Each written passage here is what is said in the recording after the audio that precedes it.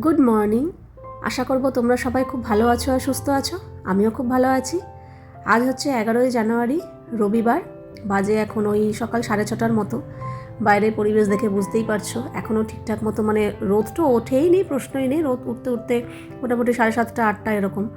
তো এখন পুরো মানে সকালবেলার পরিবেশ যেরকম থাকে, তবে হ্যাঁ ঠান্ডা কিন্তু অনেকটাই কমে গেছে। যেই হাড় কাঁপানো কনকনে ঠান্ডাটা ছিল সেটা কিন্তু একদমই নেই।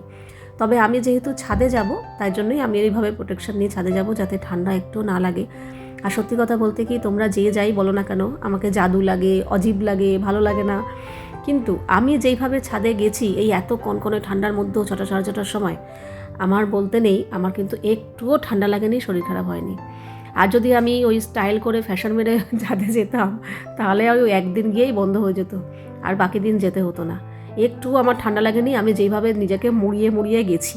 এত হাওয়া দিয়েছে, এত কনকনে ঠান্ডা হাওয়া দিয়েছে, ঠান্ডা পড়েছিল। অত সকালবেলা ছাদে গেছি, কিন্তু ঠাকুর ইচ্ছায় আমার কিচ্ছু হয়নি। আমার শরীর পুরো সুস্থ, ওকে। তো এখন তো ঠান্ডা কমেই গেছে। তো যাই হোক, সকাল সকাল যে কাজটা করছি সেটা হচ্ছে, গতকাল রাত্রেই কাঁচা তো হয়েই ছিল, তোমরা তো দেখেইছো। আগের দিন রাত্রেই সমস্ত কিছু কাজ কমপ্লিট করে আমার শুতে শুতে প্রায় 1:30টা বেজে গেছিলো। মানে ও হ্যাঁ, তোমাদের মধ্যে একজন আবার কমেন্ট করেছো, রাত 1:30টা বেজেছে, কী প্রমাণ আছে, যা বলবে তাই বিশ্বাস করবো, মানে এরকম ধরনের কমেন্ট করেছো।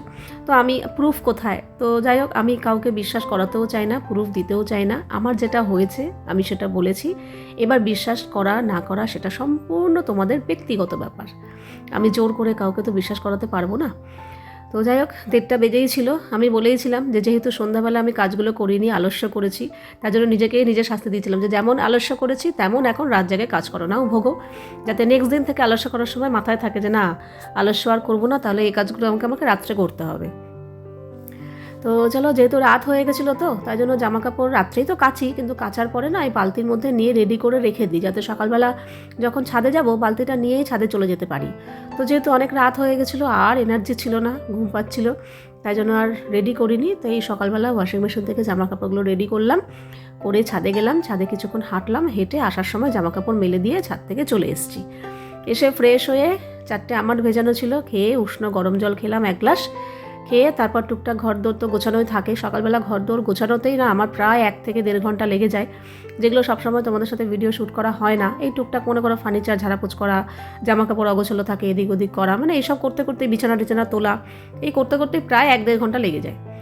তো তারপরে এসে না আজকে ওই রান্নাঘরে বাসন যে জল দিয়ে উপর দিয়ে যে একটা নীল রঙের, তো ওইটা না মাজলাম। ওটা মাঝে মাঝে মেজে ঘষে পরিষ্কার রাখতে হয়, কারণ জল পড়ে পড়ে না জলের একটা হালকা লেয়ার পড়ে, তো ওটা যদি দিনের পর দিন থেকে যায় ওটা আর উঠবে না। তাই জন্যই মাঝে মাঝেই যখনই দেখি হ্যাঁ একটু নোংরা হয়েছে, তখনই মেজে ঘষে পরিষ্কার করি। করে ওদিকটা মোটামুটি গুছিয়ে এখন ওই 8টার মতো বাজে, এই এখন 1 কাপ চা নিয়ে বসলাম। সকাল 10টা। এই এতক্ষণে আমার ঘরের সমস্ত কিছু কাজকর্ম কমপ্লিট হলো, মানে ঘর ধরে এখন পুরো পরিষ্কার, বাসন কোসনো জায়গা মতো রেখে দিয়েছি সব। একটু ফার্নিচারগুলো মোছামুছি করেছি, তো সেসব আর ভিডিও করিনি। আর এই যে টেবিল রান্নাঘর পুরো পরিষ্কার করে ফেলেছি।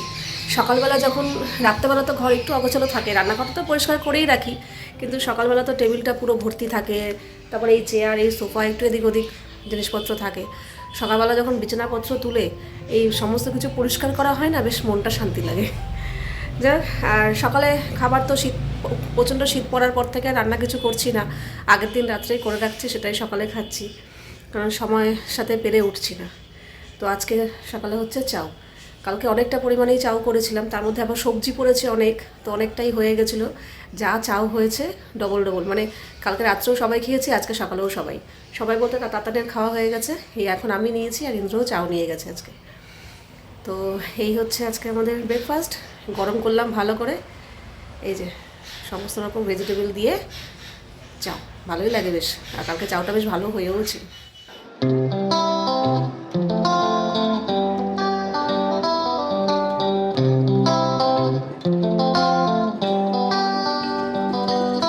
আজকে আমার শুধু একটা চচ্চড়ি করলেই হয়ে যাবে, কারণ আগের দিনের তরকারি অনেকটা রয়ে গেছে।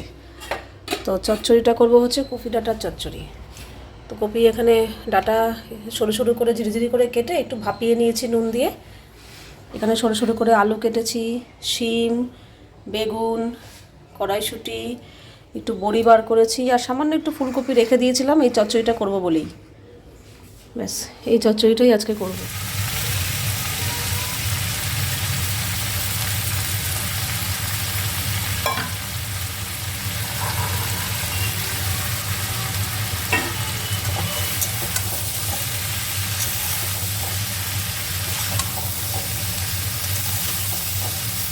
এখানে ডাটা চচ্চড়ি হয়ে গেছে, গ্যাস বন্ধ করে দিয়েছি। নামানোর আগে ধনেপাতা দিয়ে দিলাম। ধনেপাতা না আমি একটু পরে দিই, মানে গ্যাস বন্ধ করে দিই। আগে আগে দিলে না গন্ধ আর কালার দুটোই চলে যায়। একদম গ্যাস বন্ধ করে দিলাম, এবার নাড়িয়ে চাড়িয়ে নামিয়ে দেবো। ধনেপাতাটা কালারও থাকে, গন্ধও থাকে। এই চচ্চড়িটা খেতে দারুণ হয়। একটু সর্ষে বাটা দিই অল্প, ভালো লাগে। আচারগুলো আজকে রোদে দিয়েছিলাম। আচারগুলো সেই কবে আনা হয়েছে, খাওয়া হচ্ছে না। আসলে খেয়ে দিয়ে উঠতে উঠতেই বিকেল হয়ে যাচ্ছে, আচার আর খাবো কখন। রান্না হয়ে গেছে। আজকে তো শুধু এই ডাটা চচ্চড়িটাই আমি করেছি। দারুণ সুন্দর গন্ধ বেরোচ্ছে। শীতকালে এরকম ডাটা চচ্চড়ি খেতে ভীষণ লাগে, ভালো লাগে। আর এই যে দেখো, কালকের তরকারিও অনেকটা রয়েছে, তো এটাকে আবার ভালো করে গরম করলাম। তো ব্যাস, দুটোই সবজি সবজি হয়ে গেছে আজকে। কালকে আমি এই তরকারিটা খাইনি, মাছ ছিল তো, আজকে খাবো। তো এদিকে আমি আর তাতান খেতে বসে পড়ছি। এখন মোটামুটি 2:30টার মতো বাজে। তাতানকে খেতে দিয়ে আমি ইন্দ্রকে ফোন করলাম। আজকে ইন্দ্র একটু দেরি করে উঠেছে, ওর বেরোতে বেরোতে 10টা বেজে গেছে বেলা। অন্যদিন তো 6টা থেকে 6:30, 7টা, 7:30 এরকম সময় বেরোয়। তো আজকে যেহেতু 10টার সময় বেরোচ্ছিল, তখনই আমাকে বলেছিল যে আজকে আমি দুপুরে নাও আসতে পারি, আসতেও পারি, কোনো ঠিক নেই, তুমি তোমার মতো রান্না করো, তোমাদের মতো খেয়ে নিও। তো ভাবলাম খাবো, খাওয়ার আগে দেখি একটা লাস্ট ফোন করে দেখি আসবে কি আসবে না। তো ফোন করলাম, বললো না, আমি তো সকালবেলা ওকে চাও দিয়ে দিয়েছিলাম। তো বলছিল 10টার সময় যেহেতু বেরিয়েছে, তো চাউটা খেতে খেতে অনেকটা বেলা হয়ে গেছে, তো কাজে খিদে নেই, দুপুরে আর আসবে না, একেবারে রাতে আসবে, রাতে এসে স্নান টান করবে, তো তোমরা খেয়ে নাও। তো এলাম না, তাহলে আর বসে থেকে লাভ কি, ও যখন আসবেই না, তাই জন্য খেতে বসে পড়ছি। এখন খাওয়া দাওয়া করবো। আর বিশ্বাস করো, চচ্চড়িটা এত ভালো হয়েছিল।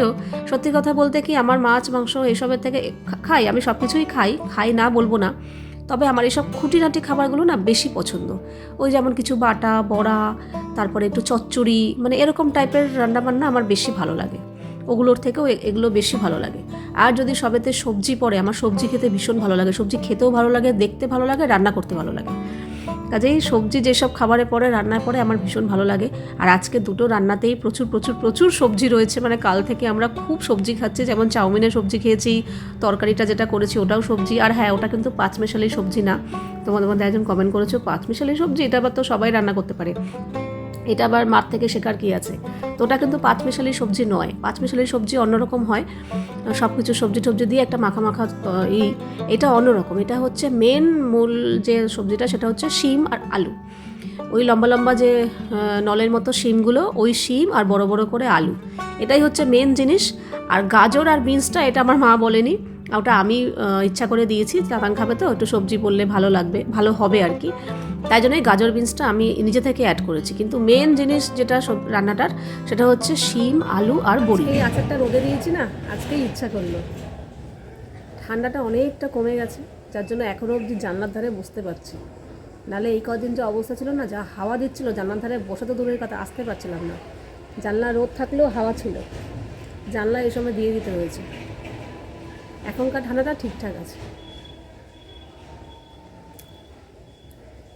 এটা চালতার আচার, তবে আমার বেশি ভালো লেগেছে কুলের আচারটা।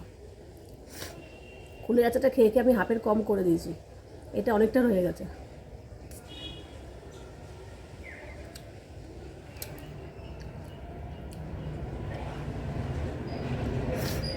খাওয়া দাওয়ার পর অনেক কাজ করলাম। বারান্দায় দড়ি টানানো ছিল না, যেই দড়িটা টানানো ছিল সেটা খুলে নিয়ে আমি ছাদে মেরেছিলাম, টানিয়েছিলাম, ওই দুদিন জায়গা পাইনি ওই জন্য। তো সেগুলো আর বারান্দায় লাগাইনি, বললাম থাক, ওটা তো সেট হয়ে রয়েছে, ওটা ওরকমভাবেই থাক। যদি কোনো কারণে আবার কোনো সময় জায়গা টায়গা না পাই, তখন ওইভাবে টানিয়ে মেলতে পারবো। ইন্দ্রকে বললাম তুমি নতুন দড়ি নিয়ে এসো, তো ও আবার দড়ি নিয়ে এসছে। এই এখন বারান্দা পুরো লাগালাম। তারপর গাছে দেওয়া জলের বোতলগুলো ফাঁকা হয়ে গেছিলো, সেগুলো ভরলাম। সমস্ত কিছু গুছিয়ে টুচিয়ে এই এখন একটু বসলাম, এই আচারটা খাবো, তারপর ঘুমাবো। দুপুরবেলা ঘন্টাখানেক একটু ঘুমিয়েছি, ঘুমটুম থেকে একটুখানি বসেছিলাম। তা বললাম না, আলস্য করবো না, কালকের মতো কিছু টুকটাক কাজ রয়েছে সেগুলো করি। তো তখনই আবার নিচ থেকে মা আর তোজো এলো। তো বেশ কিছুক্ষণ গল্প টল্প করলাম, ওরা ছিল কিছুক্ষণ। তারপরে ওরা চলে যাওয়ার পর আমি এখানে ওই বেকারির বিস্কুটটা আনা হয়েছিল, কৌটোতে ঢালা ছিল না, ওটাও ঢাললাম। আর আমার জন্য এখন 1 কাপ চা করলাম, এটা এখন খাবো। সারাদিন আমার কাজে এনার্জি থাকে, সকালবেলা ঘুম থেকে উঠে সারাদিন দৌড়াদৌড়ি করে কাজ বাজ করবো, যেই দুপুরবেলা খাওয়া দাওয়া করে বিছানায় উঠি না, তারপরে যেন কেমন আমার আলস্য লেগে যায়, আর কিচ্ছু করতে ইচ্ছা করে না। একটু আগে রাতানের সাথে আমার একটু চাচামাচি হয়ে গেল, ও বলছে আমি 9টার মধ্যে খেয়ে শোবো, যেহেতু চুপ করতো তারা বিভিন্ন তো ভালো লাগে না ভাই।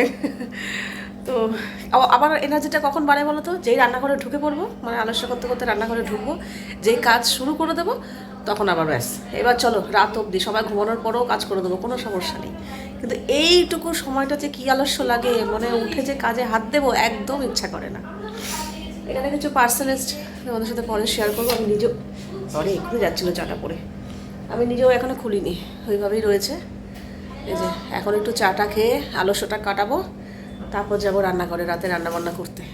রাতে রান্নাবান্না বলতে আমি তো ভেবেছিলাম দুপুরবেলা ইন্দ্র আসেনি, ভাত খায়নি সারাদিন পর, ভাতের তো একটা হবেই ইচ্ছা, তার মধ্যেও ভাত খেতে ভালোবাসে, তো ভেবেছি দুপুরে যা রান্না আছে ওই দিয়েই হয়তো ভাত খাবে।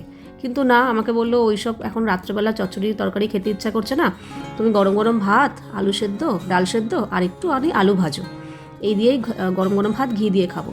তো ব্যাস, আলু ভাজা ঘি শুনলেই তাতানো পছন্দ করে আলু ভাজা প্রচণ্ড, ও শুনে ও বলছে আমিও ভাত খাবো। তো আমার তো রাত্রে ভাত খেতে অতটাও ইচ্ছা না, রুটি খাওয়ার ইচ্ছা।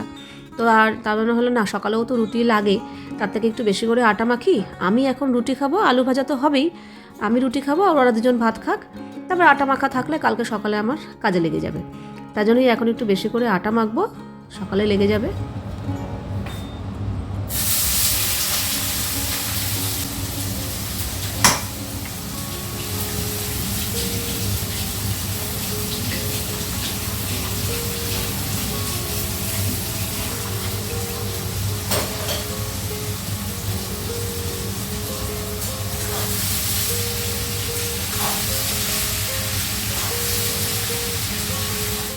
ঘি দিয়ে ডাল সেদ্ধ, আলু ভাজা, আলু সেদ্ধ দিয়ে ভাত খেয়ে নিল গরম গরম, ঠিক আছে।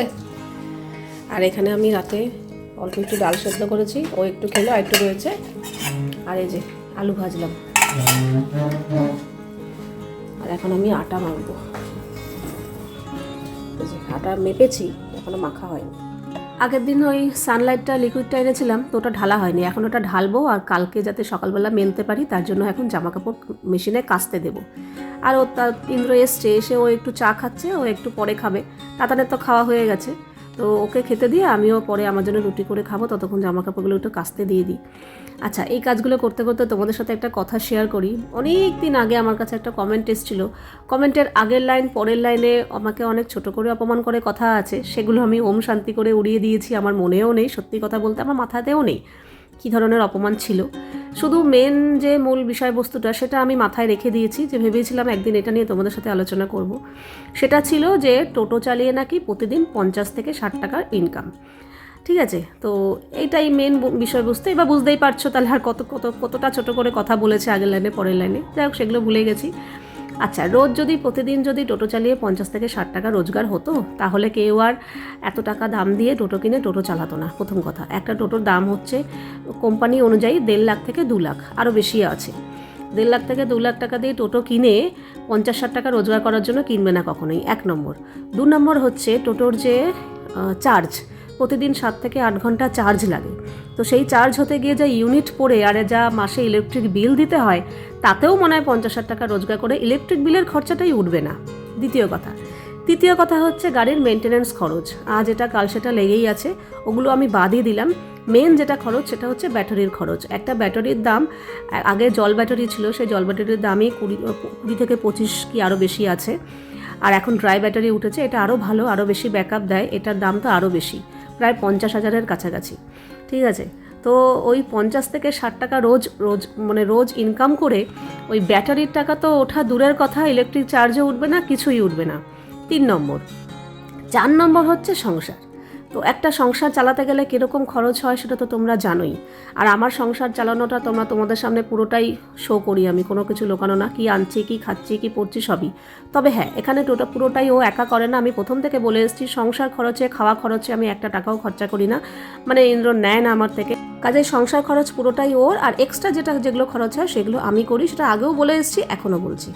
তো সেই হিসাবে 50-60 টাকা যদি রেগুলার রোজগার করে সংসার খরচ, ব্যাটারির খরচ, ইলেকট্রিক চার্জ, মেনটেনেন্স, ভাবো তো কোনো দিন কখনো সম্ভব? কাজেই আমি একটা কথাই বলতে চাই, ওই 50-60 টাকা রোজগার মানে প্রতিদিন 50-60 টাকা রোজ করে মাসে যেটা হয় সেটাও হয়তো রেগুলার ইনকামের থেকে বেশি আছে আমার মনে হয়। তো একটু আন্দাজ করে দেখো কতটা কি হতে পারে। তাও সেই সব বিষয় নিয়ে আমি আর বেশি কথা বলতে চাই না, ইনকামটা যার যা নিজস্ব ব্যক্তিগত ব্যাপার। এবার একটা কথা বলি, যদি তোমার কথাও ধরে নিলাম হ্যাঁ রোজ 50-60 টাকা রোজগার, তাহলে ভাবো তো আমরা কত ট্যালেন্টেড, প্রতিদিন 50-60 টাকা রোজগার করে এইভাবে সুন্দরভাবে সংসার চালাচ্ছি। কি সুন্দর বলো তো, বাজার হাট খাওয়া দাওয়া কি সুন্দর চালাচ্ছি, ইলেকট্রিক বিল থেকে শুরু করে কত কিছুই তো সংসারে আছে, সেটা তো তোমরা জানোই। খুঁটিনাটি সংসারে প্রচুর খরচ থাকে। তাহলে বলো তো তোমরা পারবে, তোমাদের কারোর ক্ষমতা হবে যে 50-60 টাকা রোজগারে এরভাবে সংসার চালানো? আমাদের আছে, বুঝতে পারলে তো। কাজেই শেখো, কিছু শেখো আমাদের কাছ থেকে যে কীভাবে 50-60 টাকা প্রতিদিন রোজগারে এইভাবে সংসার চালাতে হয়। ঠিক আছে, তো চলো টাটা।